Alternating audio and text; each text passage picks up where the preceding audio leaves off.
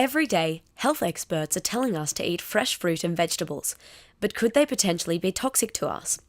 In August 2013, scientists at the University of Missouri developed a method for detecting dangerous nanoparticles in fresh fruit and vegetables. The study, published in the Journal of Agricultural and Food Chemistry, identifies a concern regarding the toxicity of nanoparticles to humans. If nanoparticles are ingested, they can pass through the blood and lymph system and reach the spleen, brain, heart, and other arteries. Professor Stella Venezuela from the Research School of Medical and Molecular Biosciences at UTS believes that we still have a lot to learn about the dangers of nanoparticles. So these are things that we don't truly understand the full extent. For some of the particles we're using, we don't understand how the body would clear them. Once you've ingested the material, how does the body then release or eliminate the material, the degradation processes. Anything that you are introducing that's artificial or foreign has the potential to perhaps cause damage. Nanoparticles are commonly found in pesticides and are used to deter pests and diseases. Tony Marnie, CEO of Holman Fresh, a company that distributes fresh produce around Australia, New Zealand and parts of America, looks at the necessities of pesticides and how his company is working to minimise its impacts. You need to keep the insects and pests for each regional environment under control to get full production. So you need the good nutrients in the ground that are part of nature. The less you can put in, the better. So we always look for regions and areas that have a natural ability to support that tree. So by doing that, we have less inputs into the tree, so we keep it as natural as we can. Then when the fruit starts to grow, we want to spray that tree to deter pests as little as possible. So we're picking regions that have a low incidence of pests, as compared to regions that would have a high incidence. Professor Mike Ford from the School of Physics and Advanced Materials at UTS says that nanoparticles are unstable and could pose a health risk.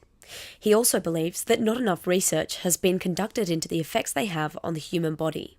I think one of the big problems is it's not really known what nanoparticles do if you ingest them. And I think one of the issues is they're sufficiently small that they can pass over into the bloodstream, and they can pass into other parts of the body that particles that are larger wouldn't normally do. Yes, they are toxic, but toxic in the same way that all sorts of other materials are toxic, right? It's not like we haven't been exposed to nanoparticles in the past. There are probably nanoparticles present in the atmosphere, in the air that we breathe, quite naturally, and maybe particles that are a bit bigger that also pose all sorts of health risks. So, on the one hand, yes, they can be toxic, they can be harm to human health, and we have to think about what that means and the precautions we need to take, but I wouldn't go as far to say that they should be banned and that they're going to kill us, because I think we've got to sort of think about that in terms of relative risks relative to other things that we do already. Professor Ford's cautious stance reflects a growing concern held by organic organisations in Australia when it comes to biological inputs in mainstream conventional farming.